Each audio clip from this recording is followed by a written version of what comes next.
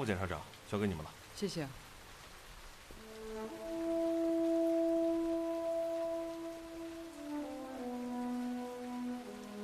走吧。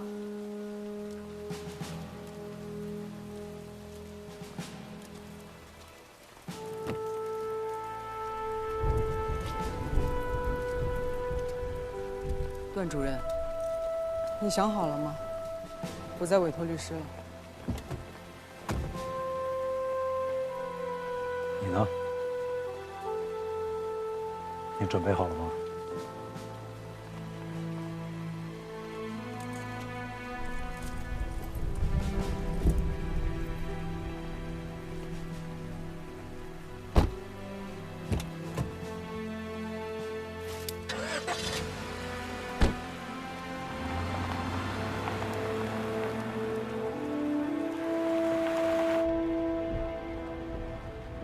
你叫什么名字？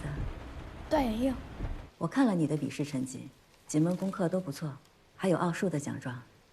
看你的报名表上爸爸妈妈的职业，爸爸是一名检察官。是。那你是怎么看待这个职业的呢？我一开始我不知道什么是检察官。电视上总会播那些法官和法庭的戏，在那里边，检察官都是和他们作对的坏人。小时候，我每次看到这类剧情，我就问爸爸妈妈：为什么他们那么辛苦，却总被写成坏人呢？难道他们不生气吗？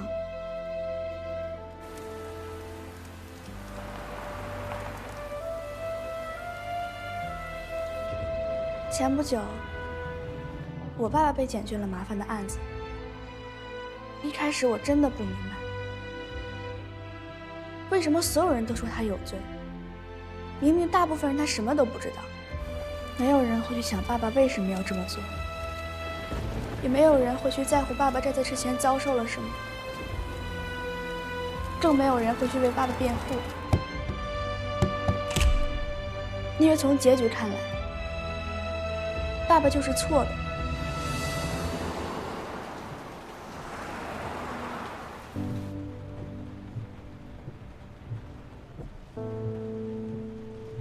大家都在乎结局，只有我爸爸他自己和他的同事们才在乎造成结局的原因。放宽对正当防卫的启用条件，也算是顺应时代吗？如果社会的普法程度不高，就需要用更严苛的方式来约束更多人的行为。但是今天呢，就算是学校里面的小学生，在课间追跑打闹的时候，都会蹦出几句法律词。发展太快了，我们的法律都随着时代的发展，在不断的进步，不断的完善。那我们的判定标准，是不是也需要与时俱进呢？那你爸爸现在呢？我相信他会没事的。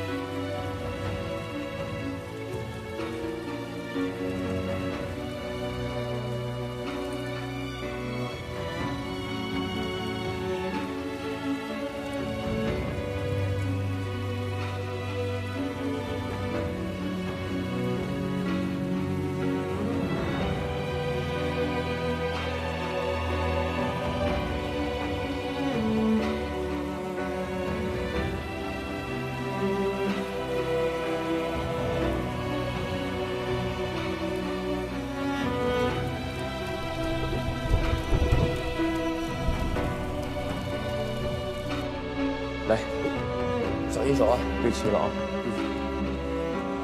行，差不多了。喂，妈，不是说今天开会吗？什么验证码呀？行，你再发一次，我给你发过来啊。工作时间发什么验证码呀？手机我在看。不是，我妈新换了一手机，她不会弄，我就把她手机上所有的软件都绑的是我的手机号码。没想到你的心还挺细，那你快点弄吧。小周，哎，来一下，你把这个电话号码记下，快点啊！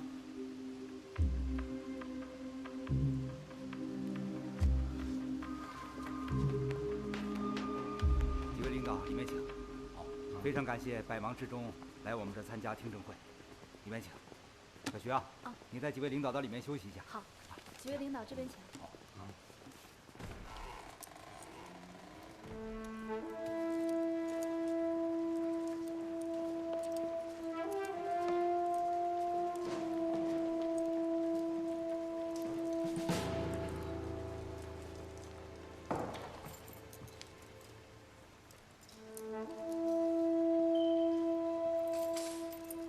今天，五盐市检察院在这里召开428案的听证会，通过视证听证的方式，听取各方意见，为本院依法公正办理刑事案件提供参考。为此我们邀请社区代表、案发现场的渔场代表、公安系统代表、律师代表，还有法学专家，作为本次听证会的听证员。这位是主办检察官方凌渊。今天由我担任本次听证会的主持人，我是市常务副检察长徐景怀。听证会现在开始。段洪山，你一直声称周德龙在对你实施绑架之后，进行了全程的网络直播，包括其对你囚禁和虐待，是这样吗？是。你说你记得周德龙的手机型号，再确认一下，是这台吗？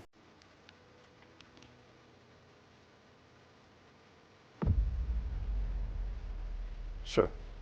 经过技术检测，这个手机中并没有检测到任何和直播相关的内容，这完全是一部新的手机。所以，段洪山的关键证词没有有效的证据支撑。但是各位，关于这部手机，我们还找到了另一个疑点，就是它被发现的位置。主持人，我向您申请离座，向听证员展示说明。好，同意离座展示。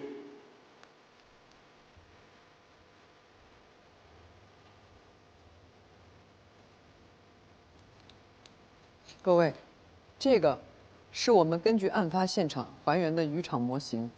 当时周德龙与段洪山搏斗的区域在这儿，而周德龙遇害的地方在这儿。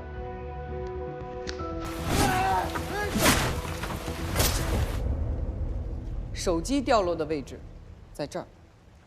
从这个距离看，手机到案发现场应该有5、6米吧？准确的来说是8米。段洪山，手机是怎么掉下去的？我当时没有注意，栈道很窄，周德龙的动作又很大，应该是在追逐、攻击我的时候，手机掉到海里面去。我们家渔场我清楚，就算是手机掉下去，也不可能飘那么远。你的渔场是开放水域，手机隔了那么久才找到，随着水流的移动，也很正常。不正常。大家请看，这是渔场的资料。案发现场是养殖区，为了防止鱼群跑掉，渔场周围都围了一圈渔网。这个是和渔场相同规格的渔网，而这儿是周德龙的手机，这是和周德龙手机型号相同的模型。大家认为手机能够穿过渔网吗？如果我没有记错的话，这是个老渔场，会不会因为年久失修有个窟窿什么的？我们带着同样的问题去渔场做了调查，调查发现，在案发前1周，渔场因为年久失修，所以更换了新的渔网，并且没有损伤。这个渔场老板可以证明。没错，前段时间刚换的。这个渔场啊，就在我们断科镇啊，大致一段。根据证人梅征的说法，手机发现的位置在渔网外，但实际上，这个手机根本没有可能穿过这么小小的渔网。如果是，那肯定是有人塞过去的。如果是有人塞过去，那手机上一定会造成损伤，又或者有另一种可能，就是这样，用这样的方式丢出手机。我们测量过，渔网的高度是3.5米，需要很用力才能将手机丢出去。如果这么做，目的只有一个，就是销毁手机，隐藏里面的真实内容。有证据指向将手机丢出渔场的是什么人吗？我认为，这台手机是能够证明段洪山正当防卫最直接、最有效的物证，所以扔手机的人不会是段洪山。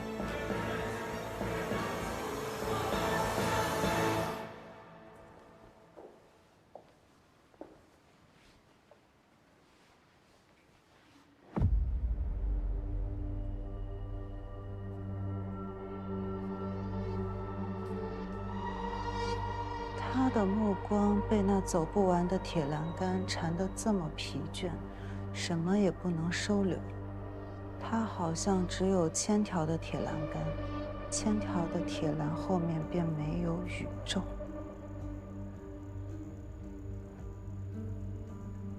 这是一只什么样的豹？困在牢笼里的豹吧。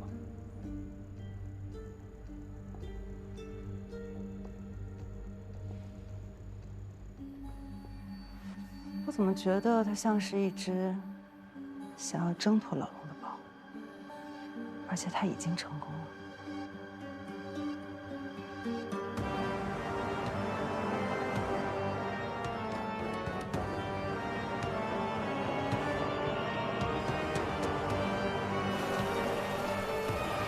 关于周德龙的这部手机，各位代表有什么疑问可以发言。正当防卫是明确行为，在法律上需要客观证据认定的。疑罪从无和正当防卫都可以作为段洪山当下脱罪的办法，但疑罪从无是阶段性的，侦查机关必须对本案继续追查，而正当防卫是结论性的，明确认定段洪山行为的合法性。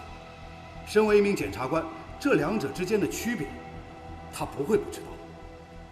如果这部手机中真有利于证明他正当防卫的视频，应该不是他扔到海里的。如果丢掉手机是为了对你不利，那会不会是周德龙自己丢掉的？我没有看到周德龙有这样的动作。还有一种可能，实际上周德龙根本就没有直播，他只是用这种说法来迷惑你。再或者，这一切都是你自己编造出来的。我更没有必要伪造这样一段假视频，这是画蛇添足。没错，当了20多年的检察官，每年审理那么多刑事案件，应该最清楚如何自证。在这个问题上，我相信段洪山没有撒谎。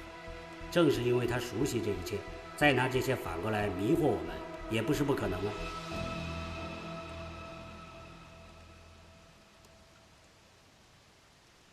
关于这件事情，我还想聊一聊我的另一个发现。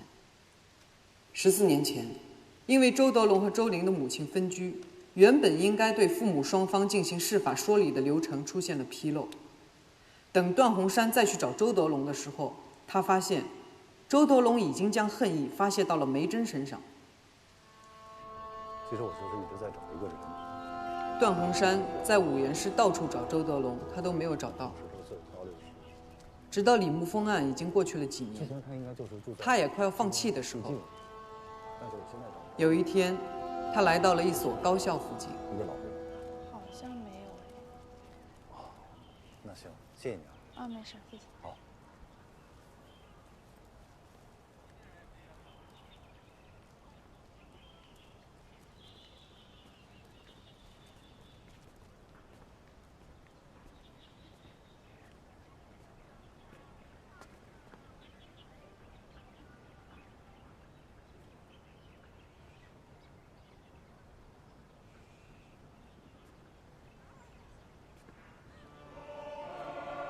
段鸿山认为，这很可能是周德龙做的，他也许还会再来这儿。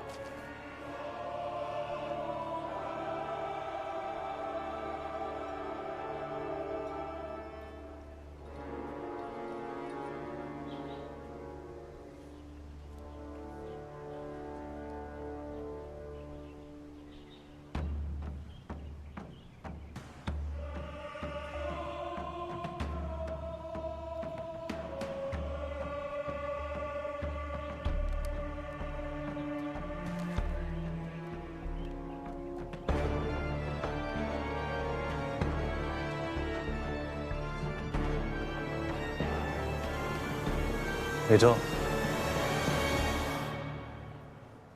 嫌疑人段鸿山，根据我们的调查，你时常会再访受害者和加害者，你再与梅征接触，一方面是为了不再让他受到周德龙的骚扰，另一方面是为了找到周德龙，是这样吗？是。周林的父亲是有来照顾你们。之前来过。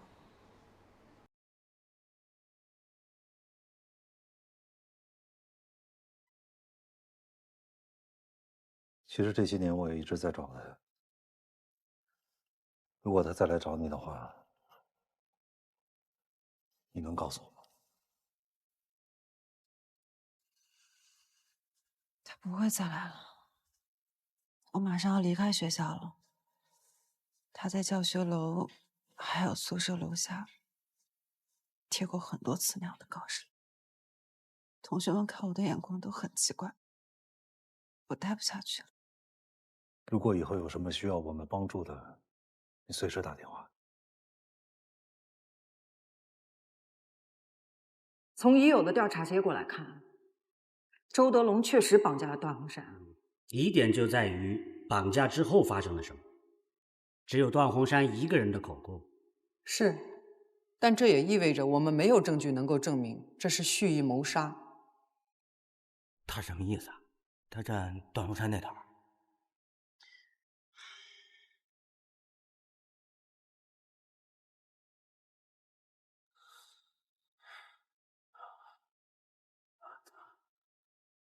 各位，据我们调查，周德龙就住在段鸿山家小区里，而且是同一单元、同一楼层，一墙之隔。段鸿山住这儿啊？啊，那儿。我们还在他家里发现了很多监听的设备和凶器，包括和段鸿山相关的大量资料以及照片。我们向房东确认过，周德龙是去年开始租住，这足以说明周德龙是蓄谋已久。哎，段鸿山，有一点我很好奇啊，你见没见过周德龙？你们两家墙连着墙，你不可能没见过他。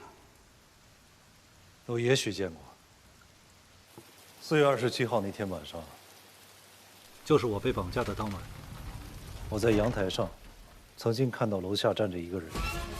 当时他站在雨中站了很久，我当时没有在意。现在回想起来，那个人的身高、体型和周德龙相仿，但是我并不确定那个人是不是周德龙。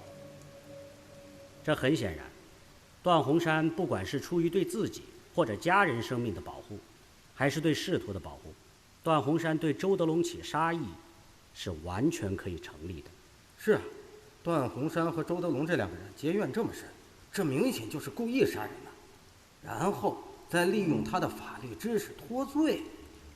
我没有这几位专业啊，但是从现有的资料来看，你从出了门到消失这一段路程，所有的监控都没有周德龙的身影啊。我是江庭案的主办检察官，梅正打电话给我，说想约我见面。一定要今天？或许是他想告诉我一些和江庭案有关的消息。周德龙既然一直都在监视梅正，那也可能知道我们今天晚上的这次见面，所以提前做了埋伏。这么看来，确实就可以解释为什么监控里没有周德龙。如果不是蓄意绑架的话，不必去故意掩盖行踪啊。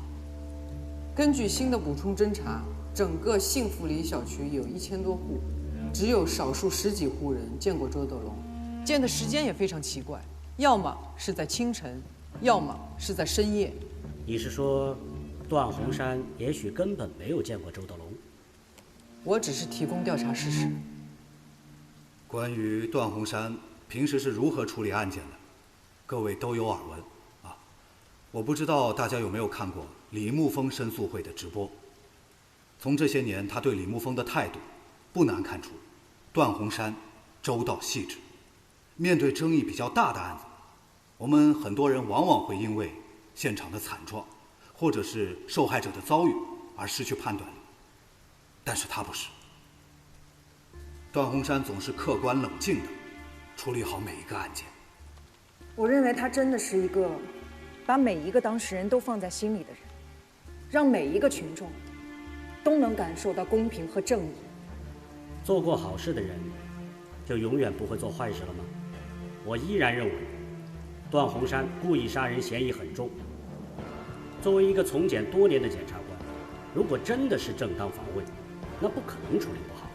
段主任在几件刑事案件中，就因为漂亮的处理方式而受到了表彰。为什么到了自己的案子，他第一不能证明自己生命受到了威胁，第二不能从周德龙手中逃脱？作为一个资深的检察部主任，这是不是太反常了？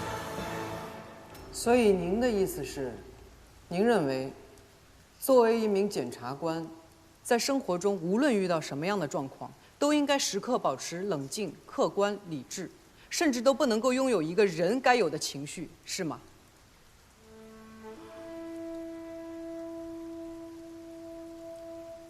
案发当天，你到底是理智还是焦躁？我们可以从你的行进路线上看一看。这辆车是段洪山当夜开的车，对吧？是。刺伤周德龙之后，你开着这辆车离开了现场，然后去了最近的派出所，是吗？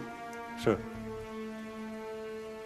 发生了这件事情之后，我能想到的是第一时间去公安报案，这样可以最大程度地保留当场的证据。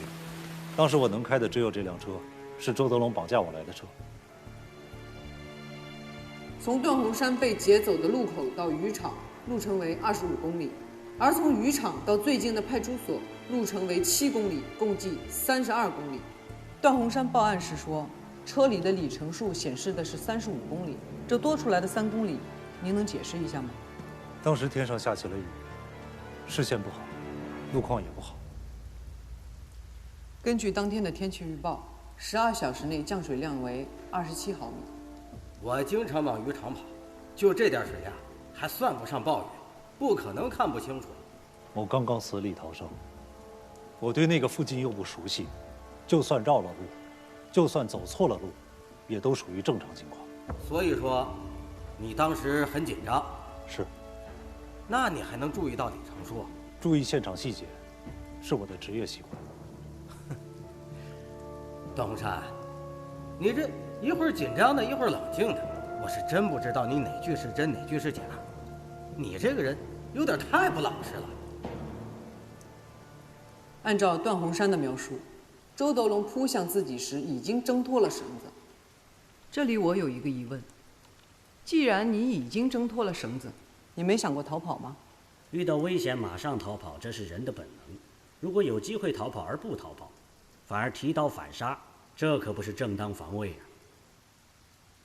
我曾经尝试着逃跑。但正如方副检察长所说，渔场的周围全都是铁网，我连跳海的机会都没有。在那样的情况下，我跑不了。所以周德龙挥刀追上了你，然后你就夺过刀刺中了他。不，我确实夺过了周德龙的刀，但我并没有立刻刺向他，而是我想用刀把他逼退。但是周德龙不顾性命，继续的追赶我，攻击我。我的头上有伤，还在流血，我的腿被渔网死死缠住。我当时生命正在受到严重的威胁，那一刻我无法保持冷静的思考。段洪山，会不会是因为周德龙举报了你，威胁到了你的前途和家人，你就杀了他？我是自卫。周德龙手持铁钩向我的脑袋砸来，我只能反击。明白。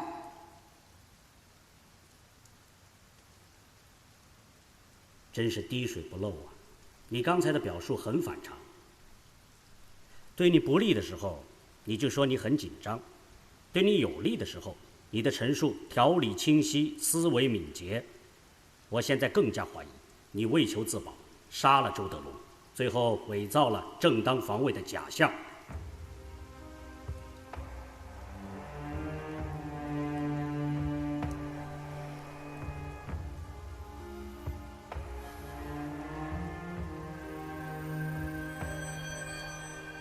你的推论没有证据。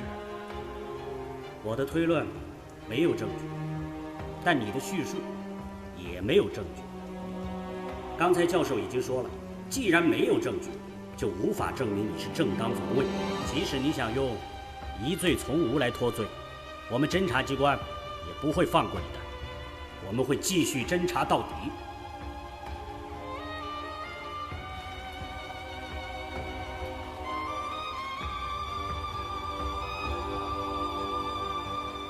你觉得段洪山会有什么样的结果？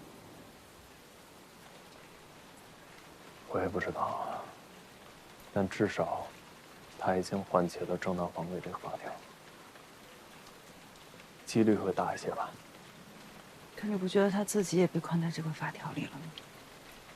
有多少人能完整清晰地背出这些法条？就算是全部背出，每个人对文字的理解也都不一样。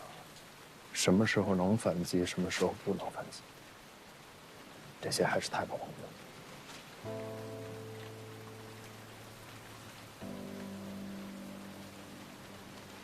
要是能像信号灯一样就好了，红灯就停下来，绿灯就继续往前走。要是法也能这么明确，那我们就不用害怕出问题了。是啊。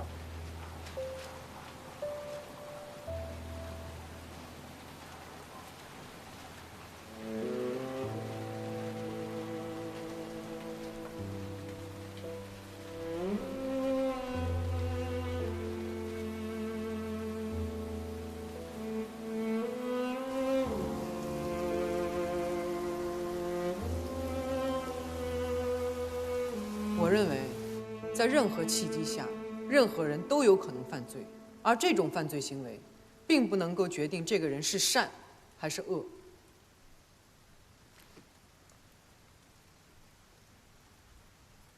段洪山，我们两个没有私怨，甚至我们同是司法系统的一员。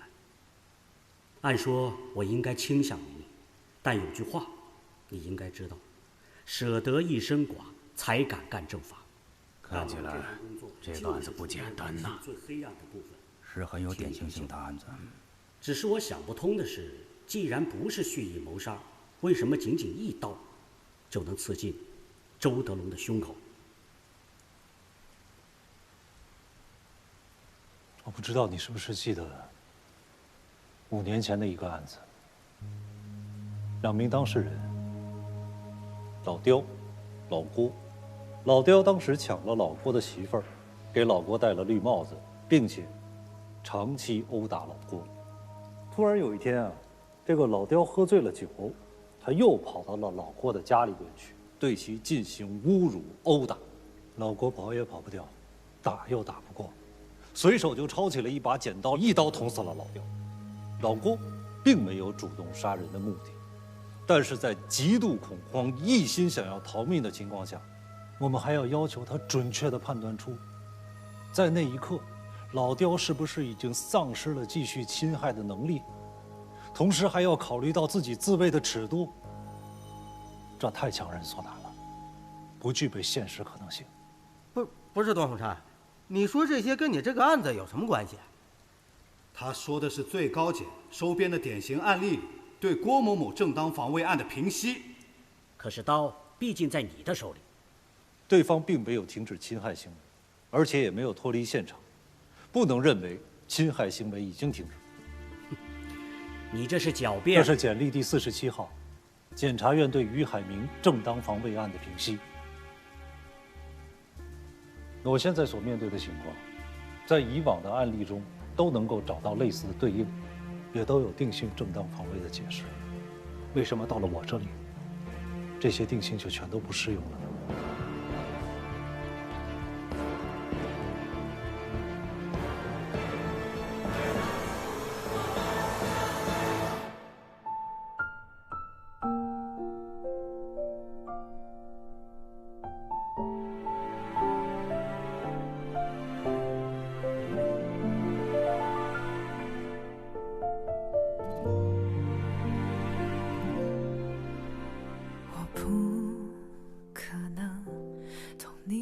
伤痛，虽不知道如何安慰，但陪伴或许有用。